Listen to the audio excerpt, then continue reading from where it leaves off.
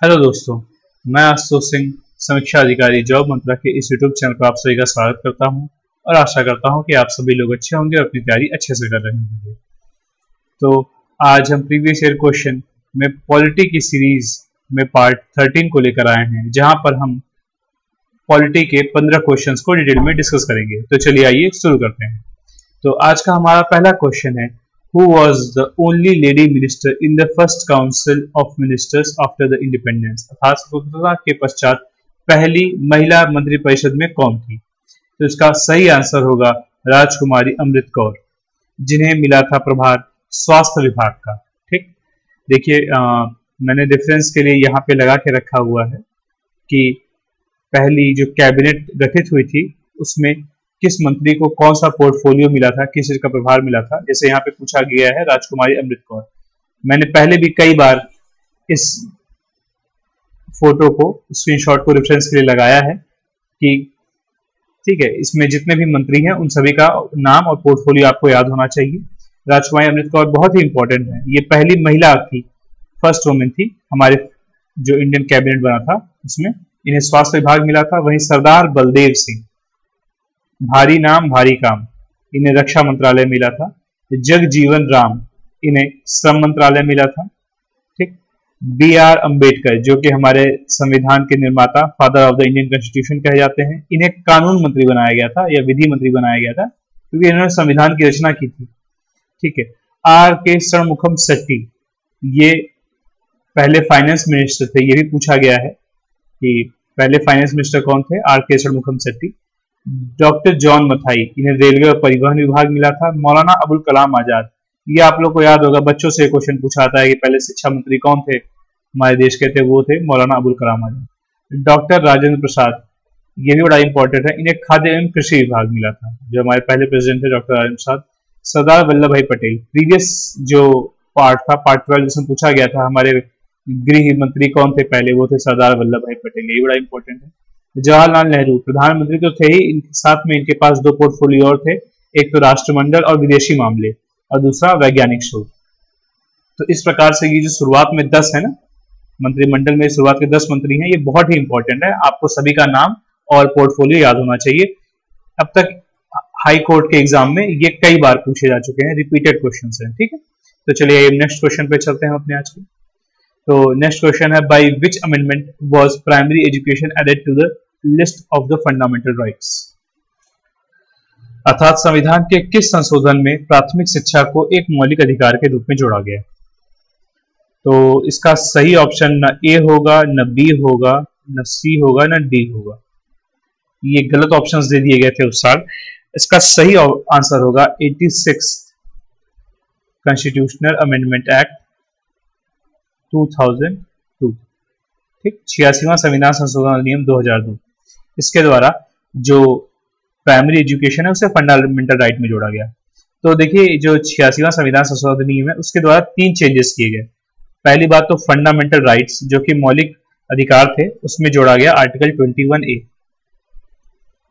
ठीक, इसमें यह है ना, आर्टिकल 21A में है कि 6 से 14 वर्ष तक के बच्चों के लिए निःशुल्क प्रारंभिक शिक्षा की व्यवस्था की जाएगी। ठीक, 6 से 14 वर्ष के बच्चों के लिए। हमारे संविधान में जितने भी प्रावधान है, अगर बच्चों की शिक्षा से है तो 6 से 14 तक के बच्चों के लिए ही है। ठीक, तो पहले तो मौलिक कर्तव्य अधिकार में जोड़ा गया आर्टिकल 21A, 6 से 14 वर्ष तक के बच्चों की प्राथमिक शिक्षा के लिए, ये पूछा गया इस क्वेश्चन में। दूसरा चेंज किया गया कि हमारी जो फंडामेंटल ड्यूटीज थे, ठीक, मौलिक कर्तव्य जो कि हमने रशिया से लिए हैं, तो मौलिक कर्तव्य आता है हमारे आर्टिकल 51A में मौलिक कर्तव्य। तो इसमें 10 मौलिक कर्तव्य थे शुरुआत में। ठीक, बाद में इसी संविधान संशोधन द्वारा एक और मौलिक कर्तव्य जोड़ा गया और अब इस समय मौलिक कर्तव्य कितने हैं? फंडामेंटल ड्यूटीज 11 हैं। तो जोड़ा क्या गया था, वो भी शिक्षा से संबंधित था कि 6 से 14 वर्ष तक के बच्चों को शिक्षा उपलब्ध कराएंगे। जो गार्जियन होंगे, जो अभिभावक होंगे, वो अपने 6 से 14 वर्ष तक के बच्चों को शिक्षा उपलब्ध कराएंगे, ये उनका मौलिक कर्तव्य होगा, फंडामेंटल ड्यूटी होगा।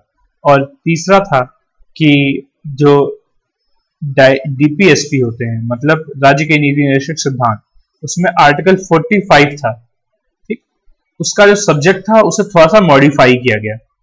ठीक, और मॉडिफाई करके ये कर दिया गया कि 14 वर्ष के आयु तक के जो भी बच्चे होंगे उन्हें अनिवार्य, ठीक, और निःशुल्क,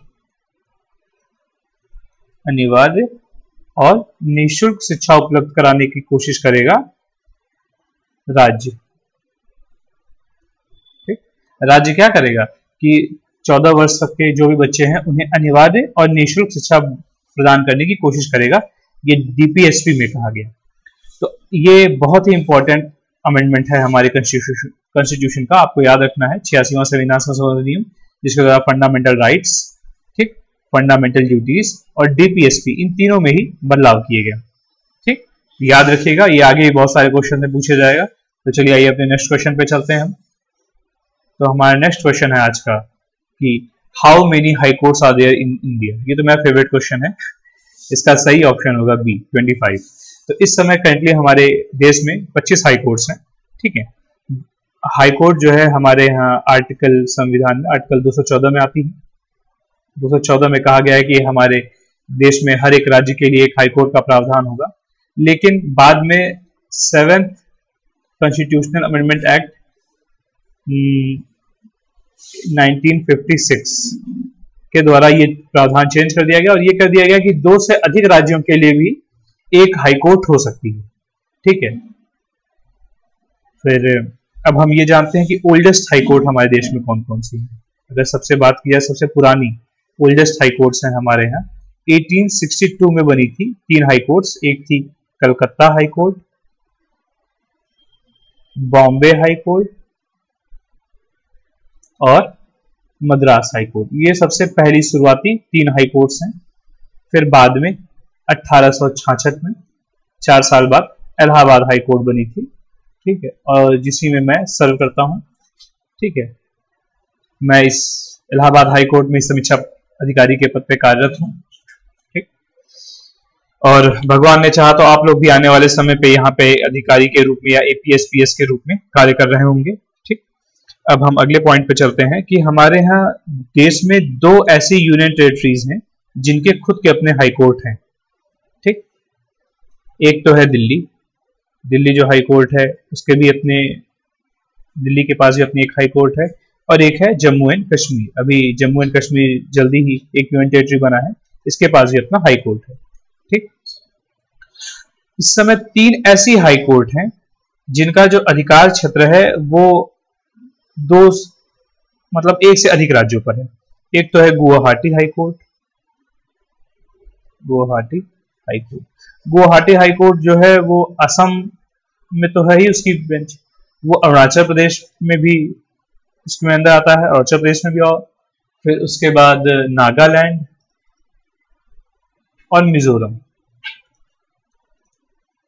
ठीक है, ये जो चारों राज्य हैं गुवाहाटी हाई कोर्ट के अंतर्गत आते हैं। फिर आता है Bombay high court. Bombay high court में महाराष्ट्र आता है, फिर गोवा, दमन एंड दीव, ठीक, दमन एंड दीव और दादर नागर हवेली, दादर नागर हवेली। ठीक है, ये 4 क्षेत्र आते हैं। ठीक है, यूनियन टेरिटरीज को नहीं गिनाया था, राज्यों को गिनाया था। जैसे ये 7th कॉन्स्टिट्यूशनल अमेंडमेंट एक्ट था, इसमें कहा था कि 1 से अधिक राज्यों के लिए भी या यूनियन टेरिटरीज के लिए एक हाई कोर्ट हो सकती है। अब जैसे यहाँ असम है, एक राज्य है, आंध्र प्रदेश एक राज्य है, नागालैंड, मिजोरम, ये सब क्या है, एक राज्य है। और यहाँ पर देखिए महाराष्ट्र एक राज्य है, गोवा एक राज्य है, बाकी ये दोनों क्या है, यूनियन टेरिटरीज है, एक सिंगल यूनियन टेरिटरी है। फिर बॉम्बे हाई कोर्ट के बाद आया था यहाँ पर Punjab and Haryana high court. ठीक, इसके अंतर्गत आता है पंजाब, हरियाणा और चंडीगढ़। ठीक, 2 राज्य पंजाब, हरियाणा और एक यूनियन टेरिटरी इस हाई कोर्ट के अंतर्गत आते हैं। तो इस प्रकार से हमने कुछ बातें जान ली हाई कोर्ट से संबंधित। तो चलिए अपने नेक्स्ट क्वेश्चन पे चलते हैं। बार बार आप इन क्वेश्चन को देखेंगे, आपको याद हो जाएगा। फिर चौथा क्वेश्चन है कि right to vote and to be elected in India is, भारत में मतदान करना और निर्वाचित होना एक क्या है, फंडामेंटल राइट है, नेचुरल राइट है, कॉन्स्टिट्यूशनल राइट है या लीगल राइट है। तो हमारे यहाँ पहली बात तो फंडामेंटल राइट्स नहीं। अगर आपको पता होगा तो हमारे देश में 6 फंडामेंटल राइट्स हैं, अभी हम बताएंगे कौन कौन से हैं। ये उनमें से तो नहीं है। ठीक है, नेचुरल राइट जो होता है प्राकृतिक अधिकार होता है, मतलब जैसे जो आपको एक तरह से नेचुरली मिलता है, उसके लिए कोई लिखित संविधान बनाने की आवश्यकता नहीं है, जैसे कि जीवन जीने का अधिकार, ठीक है, खाना खाने का अधिकार, ठीक है, और सोने का अधिकार, ये सब आपके क्या है, नेचुरल राइट है। लिबर्टी का अधिकार या खुश रहने का अधिकार, ये आपके नेचुरल राइट है, तो नेचुरल राइट में भी ये नहीं आएगा, ठीक है। ये हमारे संवैधानिक अधिकार है, कॉन्स्टिट्यूशनल राइट है, ठीक है। Option c will be the right. Legal right क्या होगा, कई बार एग्जाम में पूछा गया है, right to property, right to property, ये अब आर्टिकल 300A में आता है।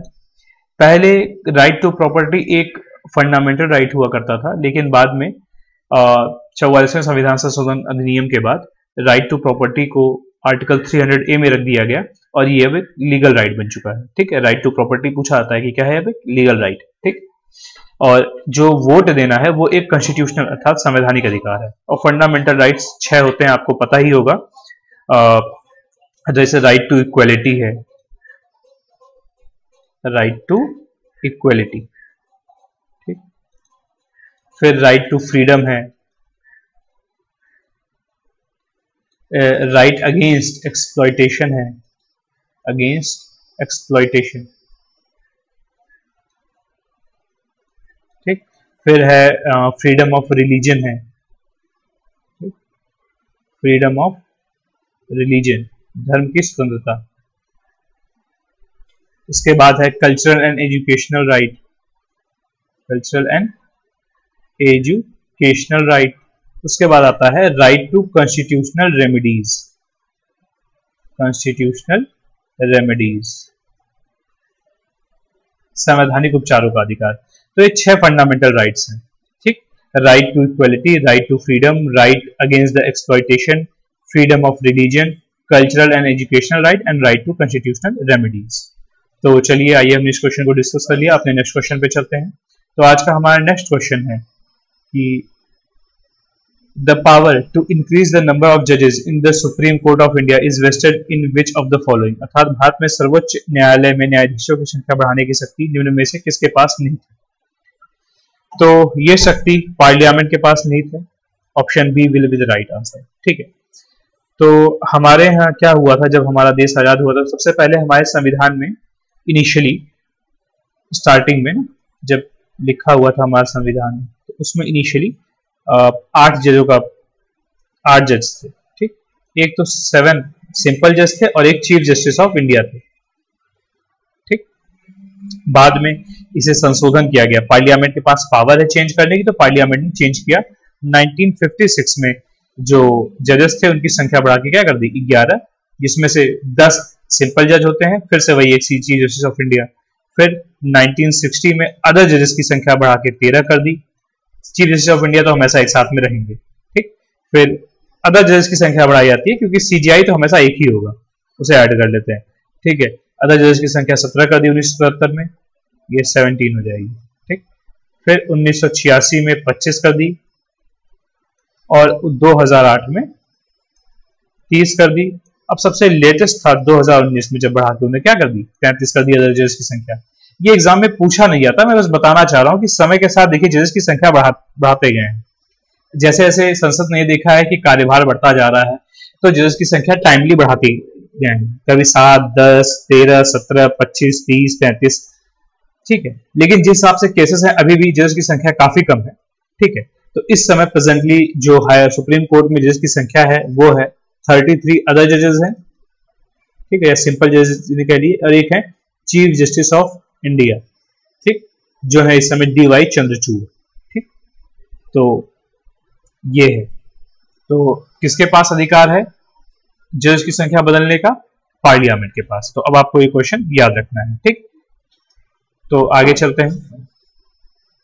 और हाँ, ये किसके तहत हुआ था चेंज, ठीक है, मतलब कैसे ये लाया गया था। 2019 में एक एक्ट पारित किया गया था संसद के द्वारा, तब जाके ये संख्या बदली थी, 2019 में बदलाव हुआ था, तो ये याद रखना है आपको साल भी, ठीक है। तो चलिए अपने नेक्स्ट क्वेश्चन पे चलते हैं।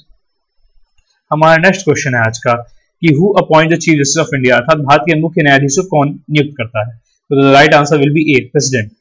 इससे पहले ही बता चुका हूं प्रेसिडेंट किन किन लोग को नॉमिनेट वो नियुक्त करता है, जैसे चीफ जस्टिस ऑफ इंडिया को कर रहा है CJI, और जो सुप्रीम कोर्ट में अदर जजेस हैं उनको भी, हाई कोर्ट के जजेस को भी कौन करता है, प्रेजेंट करते हैं। और जितनी भी बॉडीज होती हैं यूनियन लेवल पे, जैसे यूनियन पब्लिक सर्विस कमीशन, ठीक है, लोक संघ लोक सेवा आयोग के जो सदस्य होते हैं और जो चेयरमैन होते हैं, जो फाइनेंस कमीशन होते हैं उसके जो चेयरमैन और मेंबर्स होते हैं, और जो सीएजी होते हैं, कंट्रोलर ऑडिटर जनरल, उसको भी यही नियुक्त करते हैं प्रेसिडेंट, अटॉर्नी जनरल को, ठीक, ये सभी लोग कौन नियुक्त करता है, प्रेसिडेंट ही नियुक्त करते हैं। और जो हमारे पास फोर्सेस होती हैं, नेवी, आर्मी, एयरफोर्स, जितनी भी फोर्सेस होती हैं हमारी, ठीक है, उनके भी जो मुख्य होते हैं, हेड, ठीक है, चाहे वायुसेना प्रमुख हो, थल सेना प्रमुख हो या जल सेना प्रमुख हो, तो इनके भी प्रमुखों को नियुक्त करते हैं प्रेसिडेंट ही करते हैं। और जो हाई कमिश्नर्स होते हैं अलग अलग देशों में, ठीक है, जो भारत का प्रतिनिधित्व करते हैं, हाई कमिश्नर्स और जो एम्बेसडर होते हैं, एम्बेसडर, ये भारत को अलग अलग देशों में रिप्रेजेंट करते हैं, ठीक है, इनकी भी नियुक्ति कौन करता है, प्रेसिडेंट करता है। जो आईएएस, आईपीएस और आईएफएस होते हैं, ऑल इंडिया सर्विसेज में आईएएस, आईपीएस और आईएफएस जो होते हैं, ठीक है, ये ऑल इंडिया सर्विसेज होती हैं, इनको भी नियुक्ति कौन करता है, प्रेसिडेंट ही करता है। आप देखे होंगे जब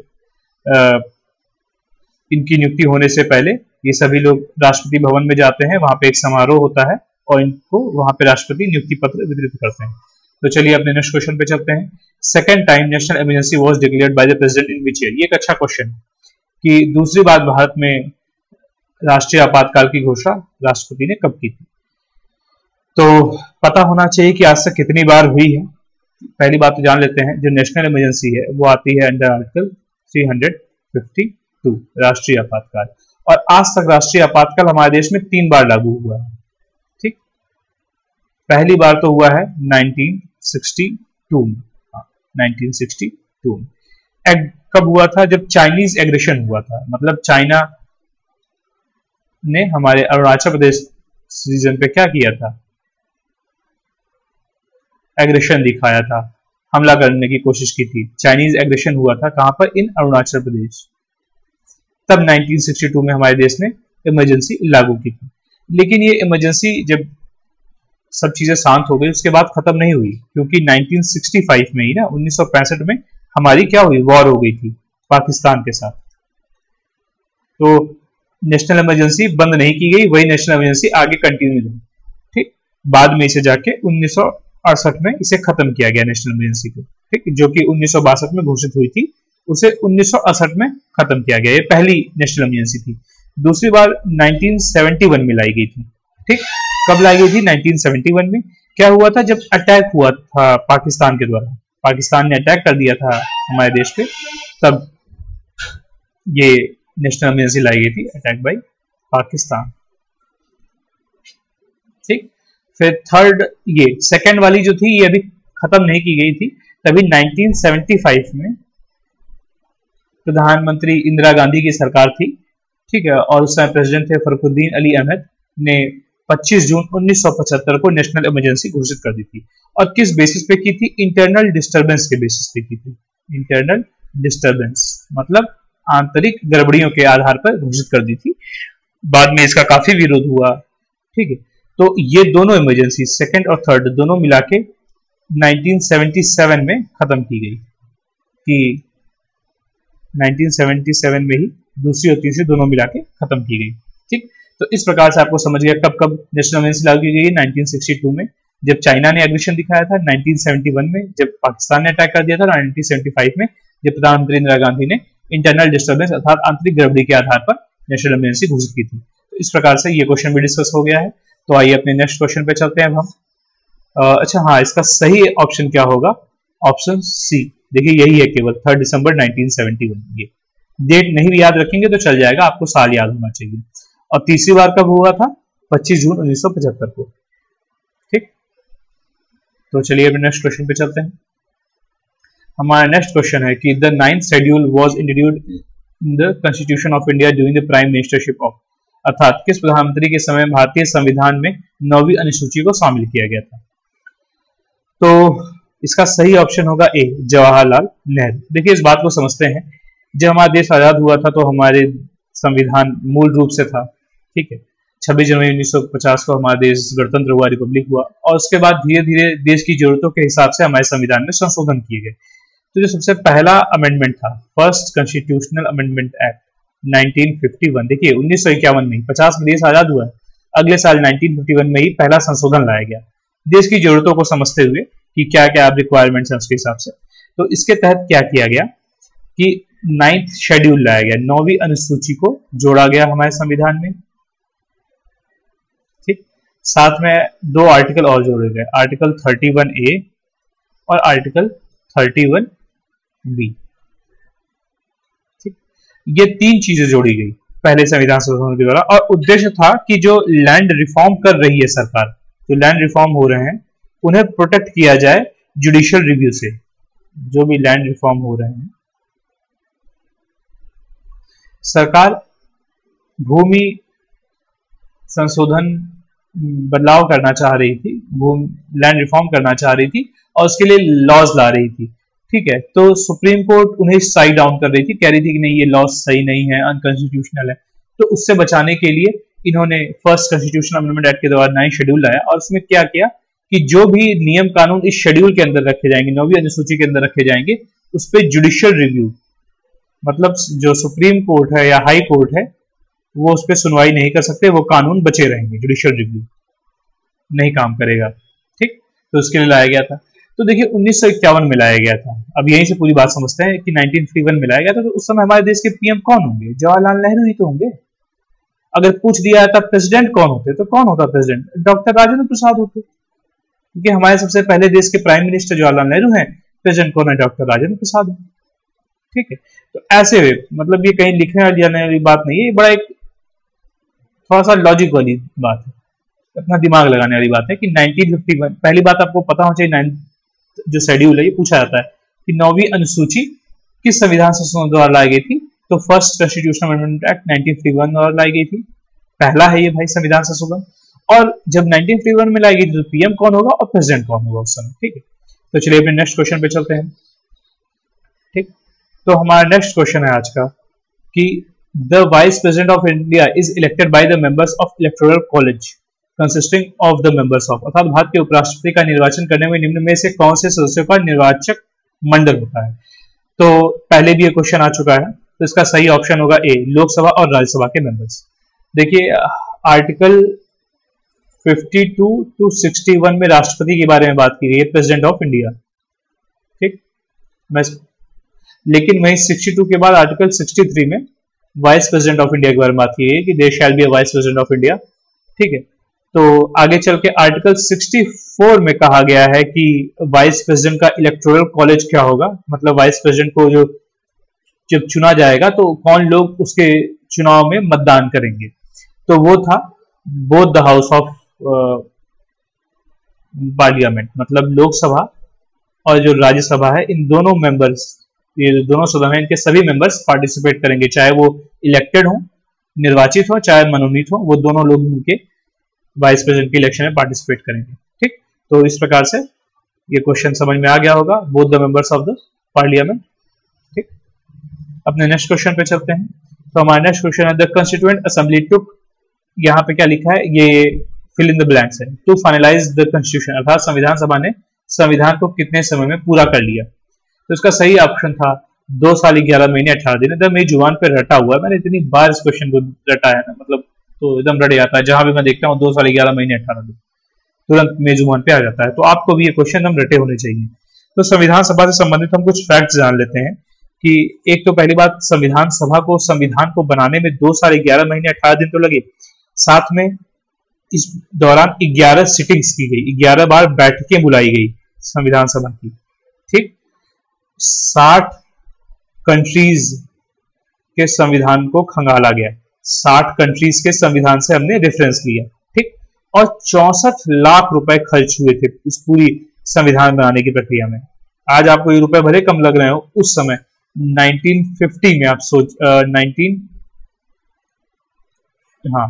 46 to 50 इस दौरान आप सोच लीजिए कि उस समय 64 लाख रुपए क्या हुआ करते थे, बहुत बड़ी वैल्यू थी। ठीक है, और इसके बाद जो हमारे जो कॉन्स्टिट्यूएंट असेंबली थी उसकी जो लास्ट मीटिंग हुई थी वो हुई थी 24 जनवरी 1950 को।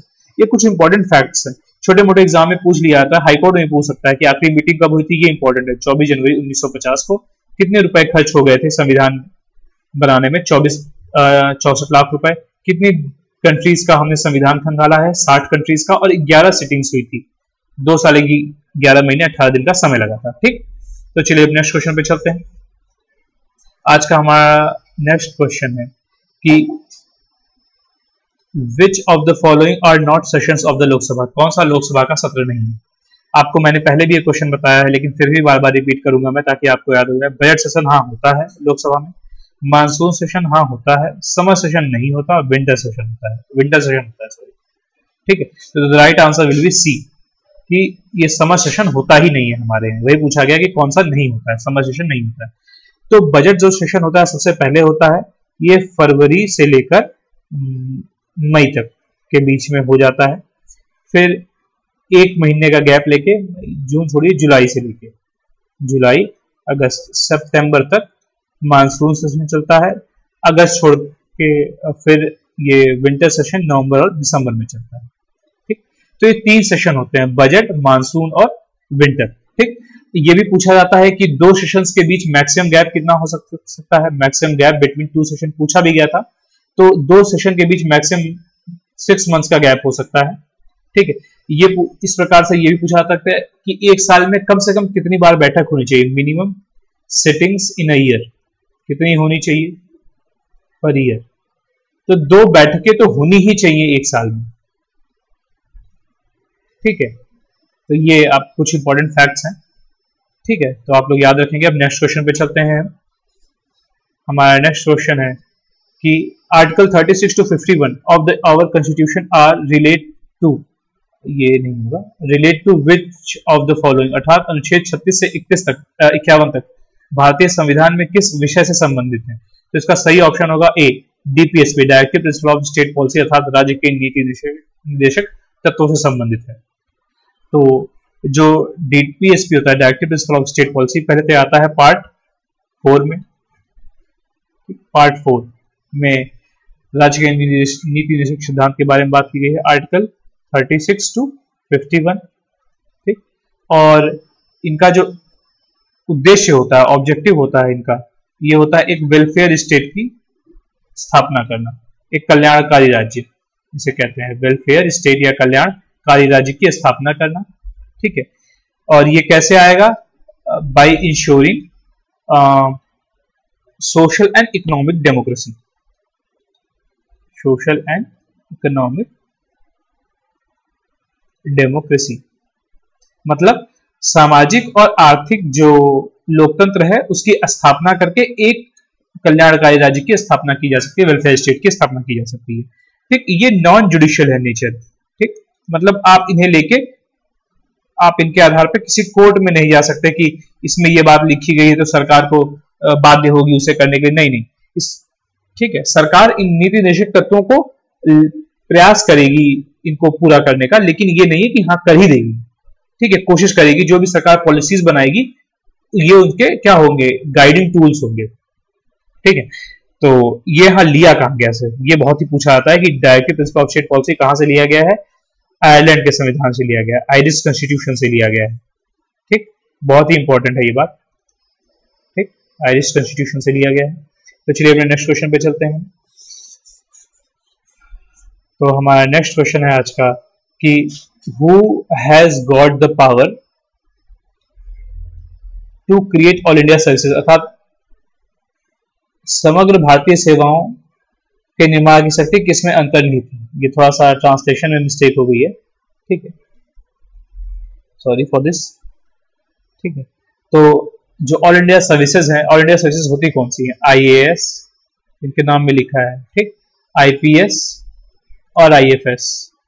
ठीक, ठीक, Indian administrative services, Indian police services और इंडियन फॉरेस्ट सर्विसेज, ये क्या है? एक ऑल इंडिया सर्विसेज है। ठीक है, तो ये गठित की जाती है पार्लियामेंट के द्वारा, संसद के द्वारा।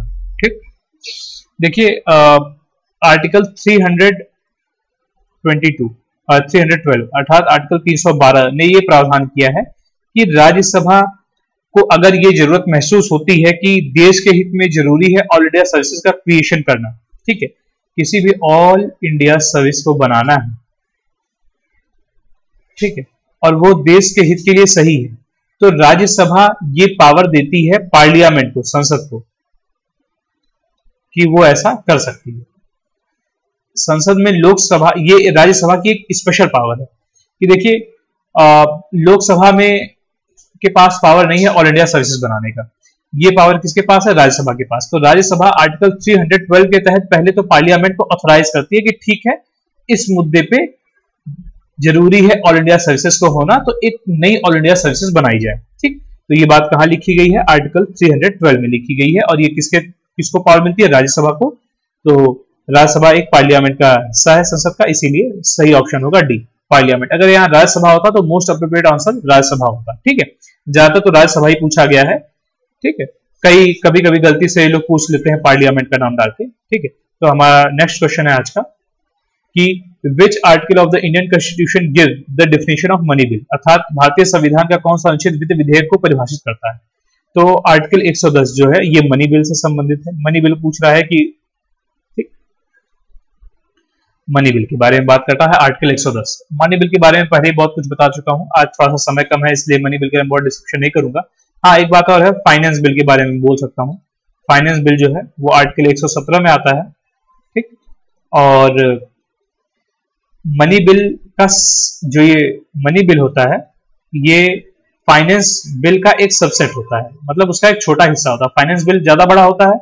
ठीक है, कुछ स्पेसिफिक टर्म्स और कंडीशन मिला देते हैं तो मनी बिल बन जाता है। ठीक, तो ये बातें रही। अगले नेक्स्ट क्वेश्चन पे चलते हैं अपने। तो हमारा नेक्स्ट क्वेश्चन है आज का, तो ये in which year did the parliament pass the citizenship act, अर्थात संसद ने किस वर्ष नागरिकता अधिनियम स्वीकृत किया था? तो सही ऑप्शन होगा बी, 1955। मैंने प्रीवियस पार्ट में इस बात को डिस्कस किया है कि सिटीजनशिप से संबंधित क्या क्या नियम कानून थे, तो उसमें मैंने बताया था कि एक था सिटीजनशिप एक्ट 1955।